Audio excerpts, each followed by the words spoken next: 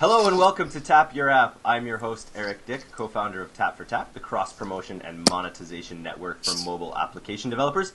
Today we're here with Marcus Dale Rundberg from Qiwii Games.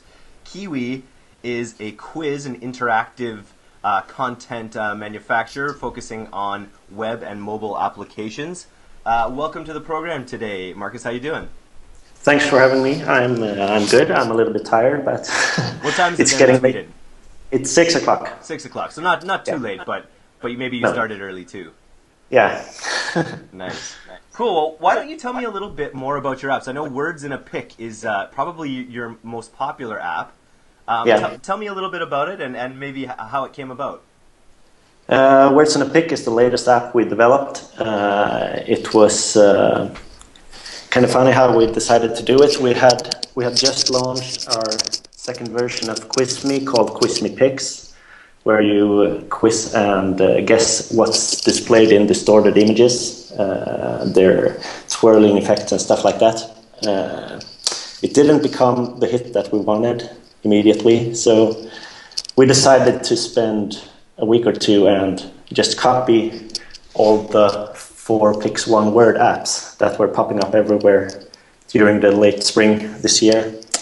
We wanted to do something like that, but with our own twist, so we just said 1 pick 3 words. So we spent a few weeks developing it, and luckily it's been a success so far. We've got about 1.5 million users, and it's going really well. Nice. Just out of curiosity, you say 1.5 million users. Can you give me an idea of the daily active users that you have? Is it around? Do you have a pretty engaged user base?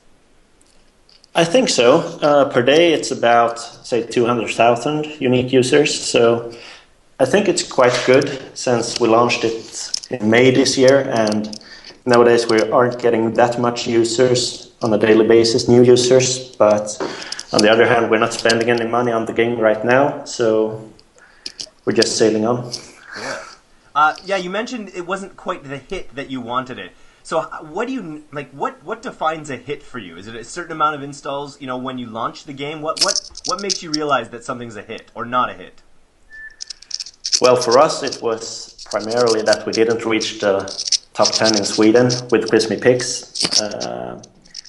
That's quite bad for us. I think we can't make any money if we don't get any users. If you don't own your home market, kind of thing. Sweden sounds like a pretty good testing ground then for, to be able to get into that top 10. Yeah, exactly. Cool. Nice. So you have the game translated into both English and Swedish? Yeah, we have 9 languages in Words in a Pic. So it's the whole Scandinavian market and German, Netherlands, Russian, Spain, Italy, a lot of languages, but the main hit has been in Sweden, Denmark, and Netherlands. That's where they like to guess words. Yeah, that's an interesting phenomenon there. Yeah. This is something I've heard other developers talk a lot about is maybe don't always try to reinvent the wheel. Go out there and look at what's popular at a given time, and then find ways that you can sort of improve it. And I actually haven't seen other apps in the genre of the ones that you've sort of emulated, but your app looks great. I think you've put a lot of attention into the design of it, and I think that's probably maybe one of the reasons you're competitive in that space or winning in that space. Yeah, we got a great designer that we use, and I don't know. I know there's been one app trying to copy ours, but somehow they don't get the same stickiness on the top lists as we did, but I don't really know why. Maybe we were first and... Nice. And you just hit the nail on the head a little bit. Yeah, we were lucky. Yeah, you're lucky. That's a good way to put it too. That's the whole market. So you're in a pretty good position, it feels like. I just took a look at your website, looked at your company. It looks like you're a bunch of young guys. You're a team of how many now? Like 6? We are 4 full-time employees. Next week we're getting a new developer, our second developer. I'm the only one right now, so that's going to be a relief. But we're trying to grow at a steady pace, but not rush too fast. we have a bunch of ideas that we're trying to just figure out how to make them, and right now we're just trying to make the best out of Words in a Pick and all the themed apps that we've made on that platform. Now, what is there a specific platform you're using, or are you building natively? No, natively. But we've made it so that, we launched Words in a Pick Soccer, Words in a Pick Celeb, and stuff like that with pictures of celebrities and soccer players and stuff like that. So maybe making the offerings more niche. And are they separate? Yeah. Those are separate apps? Or separate apps. apps, We just changed the design and some of the parameters, and then we got a new app. Yeah, no, that's smart. I saw on your website too. You did some in Sweden that were based on sort of local landmarks. Words in a Pick Sweden. It's images related to Sweden in one way or another. We're probably going to do the same in other countries such as Germany and maybe Norway and Denmark, to extend the lifetime of our users in Words in a Pick. It's an interesting sort of crossing of genres, because you look at the icon and you think Scrabble, or you think it's a word making game kind of thing, and it kind of is. It kind of straddles the quiz and then the word game kind of genres pretty well, I think. Yeah. Nice. Do you play Words with Friends ever? No. No. Do you I've want never Scrabble? tried. Word Feud. I've played. Word Feud. Nice. I played that one. That's the big hit in Scandinavia. Interesting. Yeah. Very neat. Cool. So, what's next? What kind of games do you want to kind of continue to mine this sort of quiz word game sort of place? We've come to the point where we kind of want to make a larger, maybe store-based games. But right now we have a few more themed apps for Words in a Pick that we want to launch, and Nail That Question that we just launched in Sweden last Friday it's on the top of the charts in Sweden right now, and we're going to launch that as well in English and Danish really soon. So we hope that's a hit. But then we are going to focus on a larger game, story-based kind of Candy Crush inspired larger game. Cool. Candy Crush is a good one to emulate. So is Clash of Clans.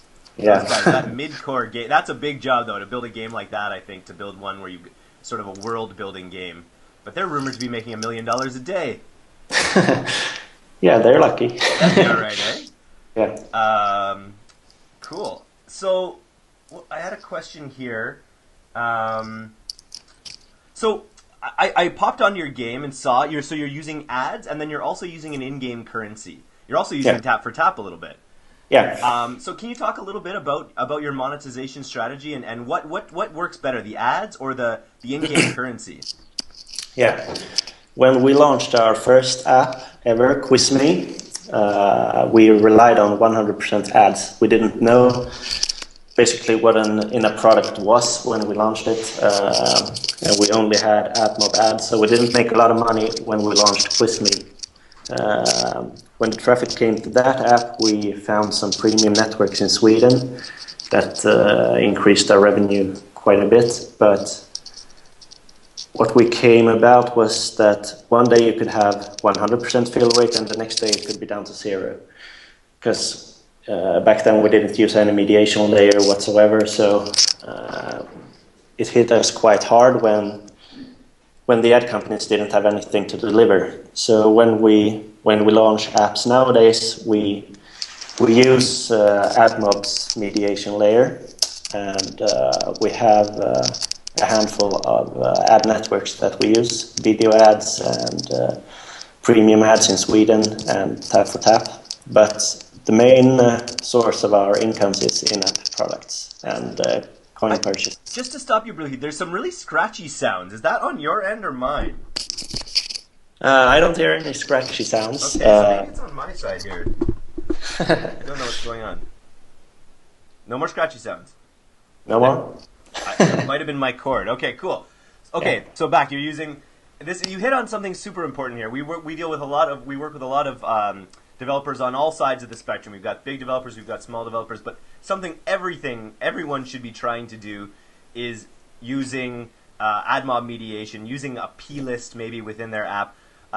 Because you have to keep these ad networks. As an owner of an ad network myself, I know you have to keep us honest, and you have to keep us competing, because not all ad networks are constantly fluctuating in their ability to drive great eCPMs, and it's such a big job to do it in every sort of geolocation as well. So it really is on the developer side to be able to use multiple networks and can kind of continually test among them. Yeah, exactly. Who's your number one ad provider right now? The number one right now, in Sweden, we use a premium network called Playad, but the main source of income right now must be our video ads from Vangol and Supersonic Ads. Nice. So they're good, and we use them to... Not everyone wants to spend money on coins, but we've made it so that they can watch video ads and get coins that way. So that's a big source of income as well. Nice. So your ad. So it's funny. I've recently just sort of gotten more into gaming, and this idea of compelling users to kind of use in-game currency is an interesting one. I was playing Clash of Clans, and it was about 5 minutes in, and I decided I need to spend $5 here. I need another builder. This is crazy. And yours is similar because so you give the option in Words in a Pick to buy a clue, buy an actual letter placement, and then you also give the ability to reach out to social networks very, very easily in order to get help. Yeah. And now, when you reach out to social networks, do you get coins to help you, or do you actually just say, "Hey, help me," to your friends? You just say, "Hey, help me." You can share on Instagram, and it takes a screenshot of your screen and just shares it on Instagram, and you can post to Facebook and it posts a link so that your friends can puzzle the answers themselves and just help you figure out the clues. And it's a great promotional method for you. Yeah, it's great. Nice. Can you talk a little bit about how you've used Tap for Tap and what it's been good for in its role? Yeah, we've not been using it for a very long time, but we started trying to exchange clicks with other apps. It's been great. We've earned a lot of credits, and we've actually gotten quite a lot of users, a few thousand installs, I think, so far. Our problem right now is only that we're trying to improve the performance of our banners and trying to find the right solution for the graphical part of it. Yeah. And where are you, this is maybe a question for offline too, but where are you actually targeting using Tap for Tap? Are you just targeting Sweden, or are you targeting it in broader areas? No, it's in all geolocations. Okay. But it's prioritized differently in different countries with the mediation layer. So in some countries you're first, in some countries you're third, and so on. Yeah. One geo that we have a lot of traffic in due to some other large apps that I would recommend you try is the Netherlands. Yeah. And I know you're probably doing some traffic there already, but if you were to do you have a language version? Like, do you have it localized into Dutch? Yeah. Yeah. I would seriously try to spin off a campaign where you actually create some Dutch banners. Yeah. In Dutch or German or whatever you want to try in the Netherlands, and try targeting a campaign towards the Netherlands because we have a lot of traffic there. Yeah. We'll try that. I think I have some banners for the Netherlands. So. Nice. Okay, cool. Well, let's give that a go. Yeah. So I wanted to ask you a quick question about launch. When you launch a game, which geos, like how do you choose which geographic locations in order to launch a game to get the best results? We have only tried to start launching in Sweden with all our apps. Quite natural since it's been kind of content-based app, so we write most of the contents ourselves. So that's where we start. And if it's a success in Sweden, we translate. That's and where do you go first? Probably our neighbors, Denmark, Norway. We'll probably go to the Netherlands more often. They're quite active in Words in a Pick, so they like puzzle games, and that's what we do. Cool. That's really cool. I bring up Supercell again. They've got this great story from Iceland. So maybe you guys can be the next great story from Sweden. What's the app development community like in Sweden? There are tons of indie companies coming up every day. When we launched Qiwii, we felt almost alone in the market. Now it's really tough. There are a lot of app companies. Everyone knows an app developer, and everyone has an idea that will make them a millionaire. So it's quite tough here in Sweden. Yeah. Interesting. Cool. Do you have a version? I have to bring this up because in every interview I'm Canadian. I have to talk about hockey. Do you have any Swedish hockey player versions of Words in a Pick? Not yet. We've been talking about it, so we might launch it. We have a sports version coming out. So nice. I'm a massive Vancouver Canucks fan, and so Henrik and Daniel Sedin are my favorite hockey players of all time. So thank you for your country and your fantastic hockey playing sense. No problem. I used to play hockey myself. Oh yeah? What position were you? I was forward. Nice. That's making all the goals. Cool. Taking all the glory. I'm a defenseman, so we make a good pair. I noticed that your brother's also on your team at Qiwii. Yeah. That's fun. We started with me and my brother and two friends. We decided we wanted to do something, not necessarily an app. We talked about starting a restaurant and all kinds of stuff, but it all ended with the Qiwii app, and since then it's been great. Nice. So you mentioned that right now you're not spending any money to acquire new users. You are using Tap for Tap, which is awesome because it's great. Brought you about 1,000 or a couple thousand new users.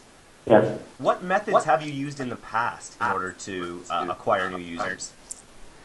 We've spent a lot of money on different ad providers. We've spent, I don't know how much, but a lot on Facebook, and we've purchased turbo campaigns from companies like Apple and stuff like that.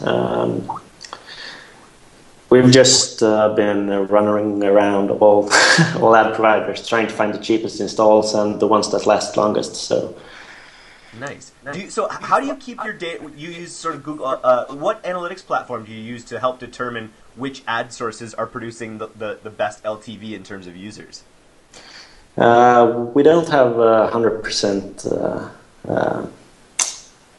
We don't know which ad provider is the best right now, but we use Google Analytics for our apps, and nice. Yeah. One I would recommend checking out, and next time you're looking to do some ad spending, before you do, check out. There's another. We're in Victoria, British Columbia here, and there's another awesome company here in Victoria, BC called Tapstream.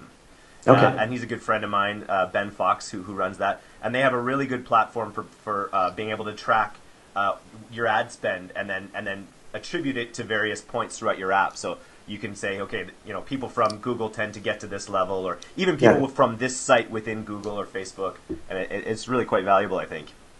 Yeah, we're probably going to try Facebook's new ads for re-engaging our users as well. We'll see how that goes, but it seems interesting. Have you ever bought any incentivized installs? No. No, that's some. I'm always curious to hear how developers do that, because I know you can get very, very cheap installs, but the question is how I haven't. The sense is that incentivized installs are obviously not quite as valuable, but I'm always interested to hear actual evidence of that. No, I don't think that they will stay active for as long. No, it just makes sense, right? Yeah. Cool. And how is Facebook? Facebook is like the juggernaut in the room, right? They're the guys that can come in and deliver the most volume, it feels like now? Yeah. They're not very cheap, but kind of in the middle. But they seem to deliver quite good users when we have just focused on Facebook and spending all our money there. So I think they're quite good. Nice. Cool. It's cool to talk to your companies in this. I've talked to a lot of people in very big companies and then very small indies, and you guys are in this sort of exciting position of a small team but looking to grow and with big ideas. It's an exciting place to be. Yeah, we're looking to hire quite a few people. We want to speed up things and as I said before, we have a bunch of ideas that we want to get out, but with one developer and 3 platforms is quite hard. We try to launch all our apps on Android, Facebook, and iOS at the same time, so it's quite hard. Are you the developer? Yeah, I'm the You're the developer. developer. So you Yeah, need some help, is what you're saying. yeah, help me. Nice. What's the labor market like in Gothenburg, or where you guys are at? How hard is it to find developers, and is it a very competitive environment to find new developers there? Yeah, it's quite hard. There are some app education starting up, but uh, they're very junior developers coming out, and they are demanding quite high salaries. So we're just looking around the friends and trying to merge with other indie apps developers and Nice. coming up with collaborations and stuff like that. I'm about to be a father in January, and one of the first things I'm going to teach my daughter is to teach her to want to learn to code, because I think it's just such a valuable skill to have. Going forward in this new world we live in, I think just being able to code is such a valuable skill.